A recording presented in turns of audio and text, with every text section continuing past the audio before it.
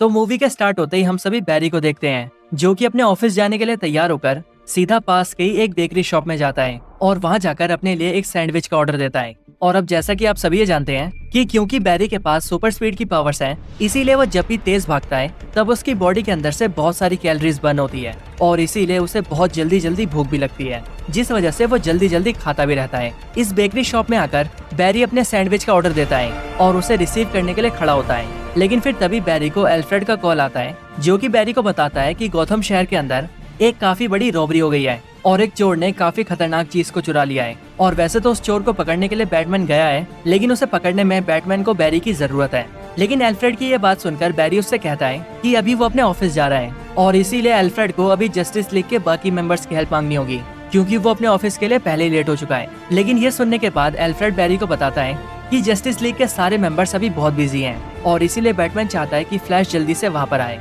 ये सुनने के बाद फ्लैश जल्दी से अपनी कॉस्ट्यूम पहनता है और वहाँ से भागते हुए सिर्फ कुछ सेकंड्स के अंदर ही गौथम शहर पहुँच जाता है। गौथम शहर पहुँचने के बाद एल्फ्रेड फ्लैश को बताता है कि बैटमैन उस चोर के पीछे गया है, लेकिन उस चोर ने जिस बिल्डिंग से चोरी की है उसने उस पूरी बिल्डिंग को डैमेज कर दिया है और इसीलिए वो बिल्डिंग कभी भी गिर सकती है। लेकिन उस बिल्डिंग के अंदर अभी भी कई सारे बच्चे हैं जिन्हें बचाना बहुत जरूरी है। इसके बाद देखते देखते वो बिल्डिंग फ्लैश की आंखों के सामने गिरने लगती है और वो सारे बच्चे बिल्डिंग की खिड़की से निकलकर नीचे गिरने लगते हैं। लेकिन फ्लैश अपनी सुपर स्पीड की पावर को यूज करके उन सारे बच्चों को बचा लेता है। और फिर इसके बाद दूसरी तरफ हम देखते हैं कि बैटमैन उस चोर के पास पहुंच चुका है, लेकिन वो चोर एक छोटे से सूटकेस को लेकर पानी में कूद जाता है। लेकिन बैटमैन अपनी रस्सी से लटककर सीधा उस चोर को पकड़ लेता है और उसे पानी में गिरने से पहले ही दबोच लेता है। इसी टाइम पर एल्फ्रेड बैटमैन को फोन पर बताता है कि उस चोर के हाथ में जो सूटकेस है उसके अंदर एक बहुत ही खतरनाक टाइप का पॉइजन गैस है और अगर वो पॉइजन गैस पानी के अंदर गिर गया तो फिर उससे एक ही दिन में पूरा गौथम शहर खत्म हो जाएगा। लेकिन बैटमैन उस चोर को ऊपर खींच पाता कि उससे पहले ही बैटमैन की उस रस्सी का सिस्टम खराब हो जाता है और बैटमैन के बटन दबाने पर वो रस्सी उन्हें ऊपर नहीं खींचती।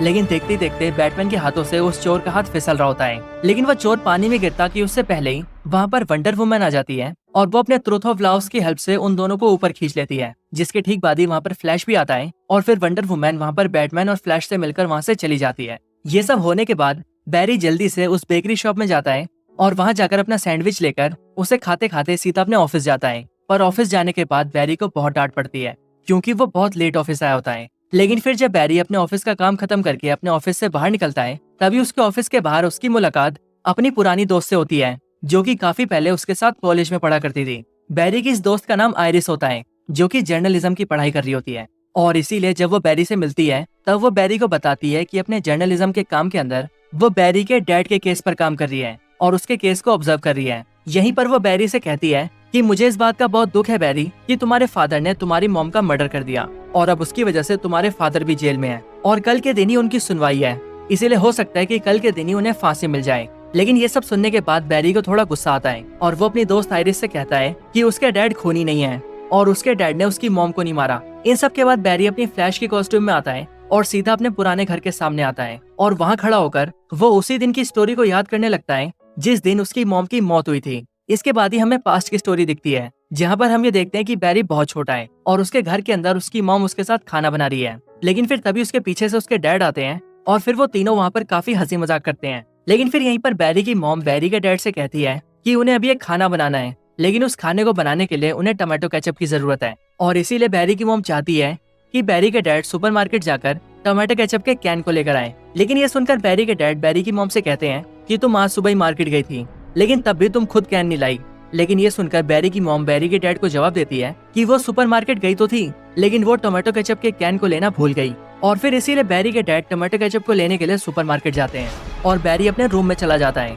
लेकिन फिर तभी कुछ टाइम बाद ही बैरी की मॉम की चिल्लाने की आवाज आती है और इसीलिए उस आवाज को सुनकर बैरी जल्दी से नीचे आता है। लेकिन इसी टाइम पर बैरी के डैड भी घर आ चुके थे और क्योंकि उन्होंने भी चिल्लाने की आवाज सुनी थी इसीलिए वो भी जल्दी से बैरी की मॉम के पास जाते हैं। लेकिन बैरी और बैरी के फादर बैरी की मॉम के पास जाते ही वो ये देखते हैं कि उसकी मॉम को किसी ने चाकू मार दिया है और इसीलिए बैरी की मॉम बैरी और बैरी के डैड के सामने ही मर जाती है। इसके बाद ही कहानी प्रेजेंट में आती है जहाँ पर हम देखते हैं कि फ्लैश को इस बात का बहुत गिल्ट है और वो खुद में ये सोच रहा होता है कि काश ये सब ना हुआ होता, काश कुछ ऐसा होता कि जिसकी वजह से उसकी मॉम की मौत ना होती और ना ही उसके डैड जेल में होते। इन सारी बातों को याद करते हुए बैरी वहाँ पर भागने लगता है। बैरी भागता है, जोर से भागता है, बहुत जोर से भागता है और फिर बैरी इतनी जोर से भागता है कि वो स्पीड ऑफ लाइट को ही ब्रेक कर देता है। और फिर इसके बाद ही बैरी को ये पता लगता है कि वो टाइम में ट्रेवल कर रहा है, क्योंकि स्पीड ऑफ लाइट को ब्रेक करते ही बैरी टाइम के एक ऐसे पॉइंट पर आ जाता है जहाँ से वो जितने चाहे उतने पुराने वक्त में जा सकता था। बैरी की आंखों के सामने सारा पास्ट इवेंट दिख रहा होता है, लेकिन बैरी ये सब देखकर अपने टाइम में वापस आ जाता है। इसके बाद बैरी ब्रूस से मिलता है और ब्रूस वेन से मिलने के बाद बैरी उसे ये सब कुछ बताता है कि कैसे वो बहुत तेज भागकर टाइम में ट्रेवल करने लगा और कैसे उसने पास्ट के सारे इवेंट्स देखे जहाँ पर वो पास्ट के इवेंट्स को चेंज भी कर सकता था। इसके बाद ही बैरी ब्रूस वेन को बताता है कि अब वो जान चुका है कि पास्ट में कैसे जाते हैं और अब उसके पास पास्ट में जाने का पूरा एक्सेस है और इसीलिए अब उसने ये फैसला किया है कि वो अब से पास्ट में जाएगा और सीधा उसी टाइम पर जाएगा जिस टाइम पर उसकी मॉम की मौत होने वाली है और वो उस टाइम पर जाकर अपनी मॉम की मौत होने से रोक देगा। इसी के साथ ही वो बैटमैन से ये भी कहता है कि अगर ब्रूस वेन चाहे तो वो उसके मॉम डैड को भी मरने से बचा सकता है। लेकिन ये सब सुनकर ब्रूस वेन बैरी से कहता है, देखो बैरी, आज हम जहाँ भी हैं और जिस भी मुकाम पर हैं वो सब हम उन्हीं पास्ट के इवेंट्स की वजह से हैं। जिसका मतलब यही है बैरी कि अगर मेरे पेरेंट्स ना मरते तो ना ही कोई बैटमैन होता और अगर तुम्हारी मॉम नहीं मरती तो ना ही इस दुनिया में कोई फ्लैश होता। इसीलिए बैरी, जो हुआ है उसे वैसे ही रहने दो। टाइम को छेड़ना बिल्कुल भी ठीक नहीं है, क्योंकि टाइम को छेड़ने का अंजाम क्या से क्या हो सकता है इस बारे में हम कुछ भी नहीं जानते। इसके बाद ये सब बोलने के बाद ब्रूस वेन वहाँ से चला जाता है, लेकिन फिर इसके ठीक बाद बैरी की मुलाकात उसकी दोस्त आयरिस से होती है। बैरी आयरिस को लेकर अपने घर आता है, जहाँ पर आयरिस उससे कहती है कि दिन में उसने जो भी बैरी से कहा, अगर उसकी किसी बात को लेकर बैरी को गुस्सा है या बैरी उसकी बात से दुखी है तो वो उसके लिए बैरी से माफी मांगती है। और इसके आगे आयरिस बोलती है कि वो जानना चाहती है कि उस दिन उसकी मॉम के साथ क्या क्या हुआ था। अब यहीं पर स्टोरी को रोकते हुए मैं आप सभी को बताना चाहूंगा कि यहीं पर डीसी मूवीज ने हम इंडियंस को एक बहुत बड़ा ट्रिब्यूट दिया है और वो कैसे, ये मैं आप सभी को अभी समझा देता हूँ। असल में बैरी के जिस रूम के अंदर बैरी और आयरिस बात कर रहे होते हैं उसी रूम के अंदर हनुमान जी के 2 पोस्टर्स होते हैं जिन्हें बैरी ने अपने वॉल्स पर लगाया होता है और इसीलिए ये सीन देखकर सभी इंडियंस को बहुत खुशी होती है कि एक इंडियन गॉड को डीसी मूवीज ने इतना ज्यादा सम्मान दिया है और इसके लिए सभी इंडियंस की तरफ से डीसी मूवीज का बहुत बहुत शुक्रिया। तो अब कहानी में वापस आते हैं। यहाँ पर आयरिस बैरी से पूछती है कि जिस दिन उसकी मॉम का खून हुआ उस दिन और क्या क्या हुआ था और फिर इसीलिए बैरी आयरिस को सब कुछ बताता है और जो उस रात को हुआ था वो सारे इवेंट्स वो आयरिस को बताता है कि कैसे उसके डैड टमाटो केचप लेने गए, कैसे उसी दौरान एक चोर उनके घर में आया और कैसे उसने उसकी मॉम को जान से मार दिया और फिर किस तरह से उनकी मौत का इल्जाम उसके डैड के सर पे आ गया। ये सारी कहानी सुनने के बाद आयरिस बैरी से बोलती है, काश बैरी कुछ ऐसा होता कि तुम्हारे डैड उस टोमेटो केचप को लेने न जाते। काश तुम्हारी मॉम सुपरमार्केट जाते टाइम टोमेटो केचप को लेना भूलती नहीं, क्योंकि अगर तुम्हारी मॉम खुद ही टोमेटो केचप ले आती तो तुम्हारे डैड को बाहर नहीं जाना पड़ता और अगर तुम्हारे डैड बाहर नहीं जाते तो इस मौके का फायदा उठाकर चोर तुम्हारे घर में नहीं घुसता और फिर ना ही तुम्हारी मॉम मरती और ना ही तुम्हारे डैड जेल में होते। आयरिस की ये सारी बातें सुनकर बैरी को फटाक से एक आइडिया आता है और बैरी ये सोचता है कि अगर वो अपनी स्पीड फोर्स पावर्स का यूज करके फिर से बहुत तेज भागेगा और टाइम में ट्रेवल करेगा और सीधा उसी टाइम पर चला जाएगा जिस टाइम पर उसकी मॉम सुपरमार्केट गई थी, तब वो टमाटो केचप के डब्बे को उनके बास्केट में रख देगा ताकि उसकी मॉम टमाटो केचप को लाना भूले ही नहीं और उसके डैड बाहर ही ना जाए ताकि उसकी मॉम जिंदा रहे। ये सोचने के बाद बैरी एलन फटाक से तैयार होता है और वो जल्दी से भागते हुए पास्ट में जाता है और सीधा उसी टाइम पर पहुंच जाता है जिस टाइम पर उसकी मॉम सुपरमार्केट में होती है और फिर उसी टाइम पर वो अपनी सुपर स्पीड यूज करके टोमेटो केचप के कैन को अपनी मॉम के बास्केट में डाल देता है और फिर ये करने के बाद बैरी अपने टाइम में वापस आ रहा होता है। लेकिन जब बैरी अपने टाइम में वापस आ रहा होता है तभी एक पॉइंट ऑफ टाइम के अंदर एक मिस्टीरियस और अनजान सा आदमी बैरी को एक जोरदार धक्का देता है, जिस वजह से बैरी टाइम के फ्लो से बाहर गिर जाता है और फिर वो सीधा अपनी दुनिया के एक ऐसे टाइम में पहुंच जाता है जिस टाइम पर बैरी एलन 18 साल का होता है। इस टाइम पर आने के बाद बैरी सीधा अपने घर जाता है और वहाँ पहुँचते ही वो अपनी मॉम और डैड को देखता है। उन दोनों को देखते ही बैरी को बहुत खुशी होती है और वो ये सोचता है कि आखिरकार उसने अपनी मॉम की जान बचाई ली। इसके बाद वो अपने मॉम डैड से मिलता है और फिर वो उनके साथ खाना भी खाता है और काफी देर बातें भी करता है। लेकिन फिर तभी बैरी शीशे के बाहर ये देखता है कि उस टाइम का बैरी यानी कि 18 साल का बैरी अपने घर आ रहा है। अब यहाँ पर दो बैरीज को देखकर आपको कंफ्यूजन ना हो, इसीलिए हम अपने टाइम के बैरी को बैरी ही कहेंगे और जो बैरी इस टाइमलाइन से बिलोंग करता है यानी कि 18 साल का बैरी, उस बैरी को हम छोटा बैरी कहेंगे क्योंकि 18 साल का ये बैरी अभी सिर्फ कॉलेज में है। छोटे बैरी से मिलने के बाद बैरी उसे साइड में ले जाता है और चुप रहने के लिए कहता है, लेकिन छोटा बैरी अपने जैसे आदमी को देखकर बहुत ज्यादा चौंक जाता है और बैरी को देखकर उसे कुछ भी समझ नहीं आता। लेकिन फिर तभी बैरी छोटे बैरी को लेकर अपने रूम में जाता है और फिर वो उसे सारी कहानी समझाता है। लेकिन बैरी छोटे बैरी को ये नहीं बताता कि उसके टाइम में उसकी मॉम मर चुकी थी और वो इसीलिए अपनी मॉम को बचाने आया था। पर छोटा बैरी से कई बार पूछता है कि आखिरकार उसका फ्यूचर विजन टाइम में पीछे क्यों आया है और फिर कई बार पूछे जाने के बाद बैरी उसे ये बोलता है कि वो टाइम में क्यों पीछे आया ये वो उसे नहीं बता सकता और वो इसीलिए क्योंकि अगर उसने छोटे बैरी को ये बता दिया कि वो टाइम में क्यों पीछे आया है, तो इससे टाइम और स्पेस में बहुत सारी गड़बड़ियां हो सकती है। इसके बाद बैरी छोटे बैरी से उसका हालचाल पूछता है और वो उससे पूछता है कि उसकी लाइफ के अंदर क्या क्या चल रहा है। और जब छोटा बैरी उसे सब कुछ बताता है तब बैरी को ये पता लगता है कि उसकी मॉम के जिंदा रहने की वजह से बैरी के अंदर काफी चेंजेस आ चुके हैं। वो बहुत ज्यादा मजाकिया बन चुका है, कॉलेज में काफी पॉपुलर हो चुका है और जिस लड़की के ऊपर बैरी का अपने कॉलेज टाइम में क्रश था, छोटा बैरी उसके साथ भी दोस्ती कर चुका है। लेकिन फिर बातचीत के दौरान ही बैरी का ध्यान बाहर जाता है और वो ये देखता है कि बाहर का मौसम बहुत खराब है और हर तरफ बिजली कड़क रही है। ये देखते ही बैरी छोटे बैरी से टाइम और डेट पूछता है और फिर जैसे ही छोटा बैरी को टाइम और डेट बताता है,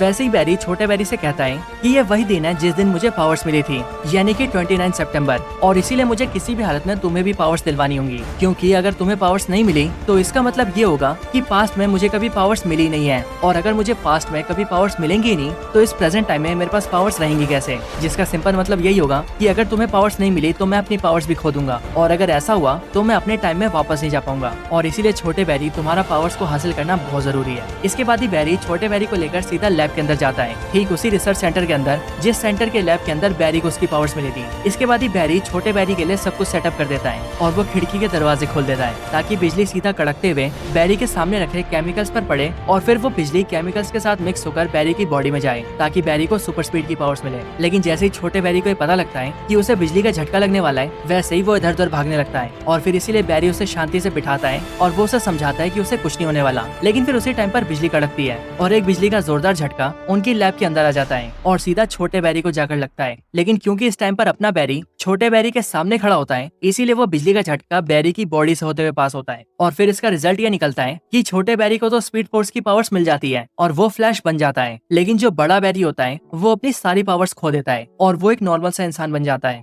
ये जानने के बाद कि बैरी अपनी पावर्स खो चुका है, बैरी बहुत ज्यादा दुखी हो जाता है, क्योंकि अगर बैरी की पावर्स उसके पास नहीं होंगी तो वो अपने टाइम में वापस नहीं जा पाएगा, और इसीलिए बैरी ये सोचने लगता है कि उसे कुछ भी करके अपनी पावर्स को हासिल करना होगा। लेकिन जब बैरी ये सब सोच ही रहा होता है, तभी वो टीवी पर एक न्यूज देखता है जिस न्यूज में ये बताया जाता है कि जनरल जॉर्ड पृथ्वी पर आ चुका है और वो भी अपनी पूरी आर्मी के साथ। और जनरल जॉर्ड अर्थ वालों से कह रहा है कि वो यहाँ पर अपनी अमानत लेने आया है, अपनी उस अमानत को जो कि सालों पहले यहाँ पर आ गई थी, और अगर पृथ्वी वासियों ने उसे उसकी अमानत नहीं दी तो फिर वो पूरी पृथ्वी को ही तबाह कर देगा। ये न्यूज सुनते ही बैरी ये समझ जाता है कि जनरल जॉर्ड यहाँ पर सुपरमैन की बात कर रहा है और वो पृथ्वी पर सुपरमैन को लेने आया है, और अगर सुपरमैन उसे नहीं मिला तो वो पूरी पृथ्वी तबाह कर देगा। ये सोचने के बाद बैरी ये सोचता है कि लास्ट टाइम जब जनरल जॉर्ड यहाँ पर आया था तब उसका मुकाबला सुपरमैन से हुआ था, लेकिन सुपरमैन की लाख कोशिशों के बाद भी जनरल जॉर्ड और उसकी आर्मी ने मिलकर हमारी दुनिया के हजारों और लाखों लोगों को मार दिया था और कई सारे लोग बैरी की आंखों के सामने भी मर गए थे। और फिर इसीलिए बैरी छोटे बैरी को ये सारी बात बताते हुए उसे ये समझाता है कि इस बार कुछ भी करके उसे जनरल जॉर्ड को रोकना होगा, और वो इसीलिए क्योंकि इस दुनिया के अंदर उसके मॉम और डैड रहते हैं और बैरी किसी भी हालत में उन्हें कुछ नहीं होने देगा। इसके बाद ही बैरी ये डिसाइड करता है कि वो इस बार सारी जस्टिस लीग को एक साथ लेकर आएगा, क्योंकि पिछली बार सुपरमैन जनरल जॉर्ड और उसकी आर्मी के सामने अकेला पड़ गया था, लेकिन इस बार अगर जस्टिस लीग मिलकर इनका सामना करेगी तो शायद वो लोग जल्दी से इन्हें हरा देंगे। इसके बाद ही बैरी सारे जस्टिस लीग के मेंबर्स को ढूंढता है और उनके बारे में नेट पर रिसर्च करता है, लेकिन इंटरनेट पर देखने के बावजूद भी बैरी को ये पता लगता है कि इस दुनिया के अंदर कोई भी जस्टिस लीग नहीं है, और वो इसीलिए क्योंकि जस्टिस लीग के जो मेंबर्स हैं उनमें से फ्लैश को अभी अभी पावर्स मिली है, सुपरमैन का कोई अता पता नहीं है, वंडर वुमन के बारे में कोई नहीं जानता, साइबोर्ग को अब तक उसकी पावर्स नहीं मिली है, और एक्वामैन इस दुनिया में पैदा ही नहीं हुआ है। लेकिन यहाँ पर भी एक बैटमैन है, लेकिन वो कहाँ रहता है इस बारे में कोई नहीं जानता। बैटमैन के बारे में जानते ही बैरी छोटे बैरी को लेकर सीधा वेन मैंशन में जाता है और वहाँ जाते ही उसकी मुलाकात बूढ़े बैटमैन से होती है, और वो बूढ़ा बैटमैन और कोई नहीं बल्कि माइकल कीटन का बैटमैन होता है। बैटमैन से मिलने के बाद बैरी उसे समझाता है कि किस तरह से वो पास्ट में आया और किस तरह से उसने अपनी मॉम को मरने से बचाया, लेकिन उसके ये सब करने की वजह से पता नहीं क्यों पूरी दुनिया में बहुत कुछ बदल गया है। लेकिन फिर जैसे ही बैटमैन बैरी की ये सारी बातें सुनता है, तब उसके बाद वो बैरी को समझाता है कि देखो बैरी, टाइम कभी भी एक तरफ से काम नहीं करता। तुमने ये सोचा होगा कि तुम जिस इवेंट को चेंज करोगे उसके आगे के आने वाले सारे इवेंट्स चेंज हो जाएंगे, और ये बात सच तो है लेकिन आधी सच है। और वो इसीलिए बैरी क्योंकि जब भी टाइम का कोई इवेंट चेंज होता है तब उसकी वजह से न सिर्फ उसके आगे के इवेंट्स चेंज होते हैं, उसके पहले के इवेंट्स भी चेंज हो जाते हैं। यानी कि टाइम के एक इवेंट को चेंज करने का मतलब है उसके पास्ट और प्रेजेंट दोनों में चेंज होना। और इसीलिए जैसे तुमने टाइम में पीछे जाकर अपनी मॉम के मरने वाले इवेंट को चेंज किया, वैसे ही उसकी वजह से न सिर्फ उसके आगे के इवेंट्स चेंज हुए बल्कि उसके पहले के इवेंट्स भी चेंज हो गए। लेकिन फिर इसके बाद ही बैरी बैटमैन से कहता है कि जनरल जॉर्ड पृथ्वी पर आ चुका है और अगर उसे सुपरमैन नहीं मिला तो वो पूरी दुनिया को बर्बाद कर देगा और इसीलिए उसे कुछ भी करके सुपरमैन को ढूंढना ही होगा। इसके बाद बैटमैन बैरी से प्रॉमिस करता है कि वो सुपरमैन को ढूंढने में उसकी मदद करेगा। इसके बाद ही बैटमैन अपने डेटा को चेक करता है और ये पता लगा लेता है कि सालों पहले पृथ्वी के ऊपर एक अनजान मीटेओराइट आकर गिरा था, लेकिन उसके अंदर से एक एलियन बच्चा निकला था जिसे साइबेरिया में रहने वाले एक गैंगस्टर टीम ने उठा लिया था और तब से लेकर अब तक उस क्रिमिनल गैंग के पास ही वो बच्चा है। ये पता लगता है दोनों बैरी बैटमैन के साथ मिलकर सीधा साइबेरिया में जाते हैं ताकि वो लोग सुपरमैन को बचा सके। और फिर जब वो लोग वहाँ पर पहुँचते हैं तब वहाँ की सारी सिक्योरिटी से लड़ते हुए वो सीधा एक गोल से स्टील के गोले के पास पहुँच जाते हैं और जब वो लोग उसे खोलते हैं तब उसके अंदर उन सभी को एक अनजान सी और दुबली पतली सी लड़की दिखती है जो कि सुपरमैन तो बिल्कुल नहीं होती। उसे देखने के बाद बैटमैन बैरी से कहता है कि ये सुपरमैन नहीं है, इसीलिए इसे छोड़ो और जल्दी से सुपरमैन को ढूंढो। लेकिन बैरी कहता है कि ये लड़की अभी बहुत बुरी हालत में है और इसीलिए उनका फर्ज है कि वो उस लड़की को बचाएं। और फिर इसीलिए वो तीनों उस लड़की को लेकर उस जगह से बाहर निकल जाते हैं। लेकिन बाहर लाते ही वहाँ के बहुत सारे सोल्जर्स उनके ऊपर हमला कर देते हैं और उन सभी को पकड़ लेते हैं और वो लोग उन तीनों को मारने ही वाले होते हैं कि तभी हम सभी देखते हैं कि जिस लड़की को उन तीनों ने बाहर निकाला होता है वो सूरज की रोशनी के सामने आते ही धीरे धीरे पावरफुल होने लगती है। इसके बाद ही वो लड़की उन सारे दुश्मनों को ढेर कर देती है और फिर उसके बाद वो उन तीनों से पूछती है कि वो लोग कौन है और यहाँ पर क्यों आए हैं। ये पूछे जाने के बाद बैरी उसे बताता है कि वो लोग यहाँ पर सुपरमैन को ढूंढने आए थे, यानी कि कार्ल-एल को। और फिर जब वो लड़की ये बात सुनती है तब वो उन तीनों को बताती है कि उसका नाम कारा जोर-एल है और वो कार्ल-एल की कजन है और सालों पहले जब कार्ल-एल और उसके पेरेंट्स ने उन दोनों को अपने क्रिप्टोनाइट प्लेनेट से बाहर भेजा था तब कार्ल-एल को यहाँ पर आना था और उसे कहीं और जाना था। लेकिन रास्ते में ही उनकी डेस्टिनेशन लोकेशन चेंज हो गई और वो पृथ्वी पर आ गई और कार्ल-एल किसी और प्लेनेट पर चला गया। ये सब बताने के बाद ही कारा-एल यानी कि सुपरमैन की बहन सुपर गर्ल वहीं पर बेहोश हो जाती है क्योंकि वो अभी भी काफी कमजोर थी और इसीलिए वो तीनों मिलकर उसे बैटमैन के घर ले आते हैं जहाँ पर वो लोग उसे छत पर ले जाते हैं ताकि सूरज की रोशनी से उसे ताकत मिल सके। लेकिन सूरज की रोशनी से जैसे उसे ताकत मिलती है वैसे ही वो वहाँ से उड़कर चली जाती है और सीधा जाकर ये देखती है कि जनरल जोर्ड उस प्लेनेट के ऊपर हमला करने की तैयारी में है और अगर सही टाइम पर उसे रोका ना गया तो वो पूरी पृथ्वी को मिटा देगा। इधर अपना बैरी छोटे बैरी और बैटमैन से ये कहता है कि उसे अपनी पावर्स हासिल करनी होगी ताकि वो जनरल जोर्ड का सामना कर सके और इसी के लिए वो बैटमैन की हेल्प से ठीक उसी एक्सपेरिमेंट को करने के लिए वहाँ पर सारी तैयारियां करता है ताकि बिजली का झटका लगते ही उसे उसकी पावर्स मिल सके। लेकिन जैसे ही बैरी को एक बिजली का झटका लगता है पर उस वजह से बैरी बहुत ज्यादा जख्मी हो जाता है और बैटमैन का वो बनाया हुआ पूरा मशीन भी डिस्ट्रॉय हो जाता है। लेकिन फिर तभी वहाँ पे सुपर गर्ल आती है और वो बैरी को लेकर सीधा आसमान में जाती है जहाँ पर एक जोरदार बिजली का झटका बैरी से आकर लगता है और बैरी को उसकी पावर्स वापस मिल जाती है। इसके बाद ही सुपर गर्ल बैरी को नीचे लाती है और वहाँ पर वो सभी से कहती है कि जनरल जोर्ड पूरी पृथ्वी को तबाह करने आया है और इसीलिए अब से वो भी उनका साथ देगी और जनरल जोर्ड से लड़ने में उनकी मदद करेगी। इसके बाद ही वो चारों मिलकर ये प्लान बनाते हैं कि कारा जोर-एल यानी कि सुपर गर्ल जनरल जोर्ड से लड़ेगी और टीम के बाकी 3 मेंबर्स जनरल जोर्ड की आर्मी को रोकेंगे। इसके बाद ही जनरल जोर्ड पृथ्वी के ऊपर हमला करना स्टार्ट कर देता है और वो धीरे धीरे करके पृथ्वी के हिस्सों को तबाह करने लगता है। ये देखकर फ्लैश और उसकी पूरी टीम उसे रोकने जाते हैं जिनमें सुपर गर्ल जनरल जोर्ड से लड़ती है और टीम के बाकी 3 मेंबर्स यानी कि फ्लैश, छोटा फ्लैश और बैटमैन तीनों मिलकर जनरल जोर्ड की आर्मी से लड़ते हैं। लेकिन इसी फाइट में लड़ते लड़ते जनरल जोर्ड सुपर गर्ल को जान से मार देता है और बैटमैन भी लड़ाई के अंदर मारा जाता है। लेकिन जैसे ही दोनों बैरी ये देखते हैं कि सुपर गर्ल और बैटमैन मर चुके हैं वैसे ही वो ये समझ ही नहीं पाते कि अब आगे उन्हें क्या करना है और फिर इसीलिए दोनों बैरी ये डिसाइड करते हैं कि वो फिर से टाइम में पीछे जाएंगे और बैटमैन और सुपर गर्ल को मरने से बचा लेंगे। और फिर ये दोनों बैरी ऐसा ही करते हैं, वो टाइम में पीछे जाते हैं और बैटमैन और सुपर गर्ल के मरने वाले इवेंट को चेंज कर देते हैं। लेकिन तभी वो दोनों देखते हैं कि बैटमैन और सुपर गर्ल फिर से मर चुके हैं और उन दोनों के दूसरी बार मरते ही बैरी ये समझ जाता है कि उन दोनों का मरना किस्मत में लिखा है और ये एक ऐसा इवेंट है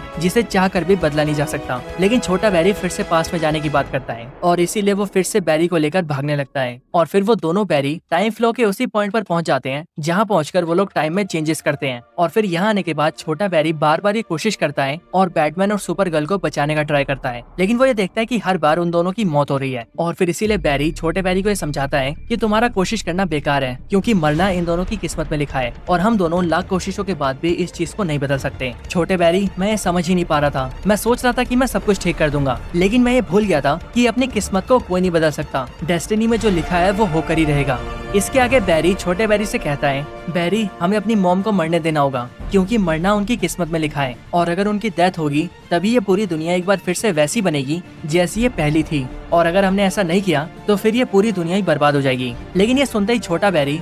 की बात से एग्री नहीं करता और वो बैरी से कहता है कि तुम हमारी मॉम को मारने की बात कर रहे हो, लेकिन मैं ऐसा कुछ नहीं होने दूंगा। चाहे कुछ भी हो जाए मैं अपनी मॉम को मरने नहीं दूंगा और मैं अपनी मॉम को बचाने के बाद भी सब कुछ ठीक कर दूंगा। और फिर ये बोलकर छोटा बैरी एक बार फिर से टाइम में ट्रेवल करने लगता है, लेकिन वो वहाँ से जा पाता कि उससे पहले ही वहाँ पर वही मिस्टीरियस आदमी आ जाता है जिसने मूवी में कुछ टाइम पहले बैरी के ऊपर हमला किया था और उसे टाइम के फ्लो से धक्का देकर बाहर निकाल दिया था। यहाँ पर आने के बाद वो बैरी से फाइट करता है, लेकिन फाइट के दौरान ही बैरी और छोटे बैरी को पता लगता है कि वो मिस्टीरियस आदमी और कोई नहीं बल्कि छोटे बैरी का फ्यूचर वर्जन है। अपनी आइडेंटिटी का रिवील होने के बाद छोटे बैरी का फ्यूचर वर्जन उन दोनों को ये बताता है कि वो मैं ही था बैरी जिसने तुम्हें टाइम फ्लो से धक्का देकर बाहर निकाला था और तुम्हें 29 सितंबर के दिन में धकेल दिया था ताकि मुझे मेरी पावर्स मिल सके और तुम मुझे मेरी पावर्स दिलवाओ, समझे बैरी? और हाँ, अभी जो ये छोटा बैरी तुम्हारे सामने कर रहा है मैं इसी का फ्यूचर वर्जन हूँ और तुम ये जानते भी नहीं हो कि मेरी उम्र कितनी ज्यादा है। मैं अनगिनत सालों से इसी टाइम फ्लो में घूम रहा हूँ और बार बार सब कुछ चेंज करने की कोशिश कर रहा हूँ और यहाँ पर तुम छोटे बैरी को रोकने की कोशिश कर रहे हो,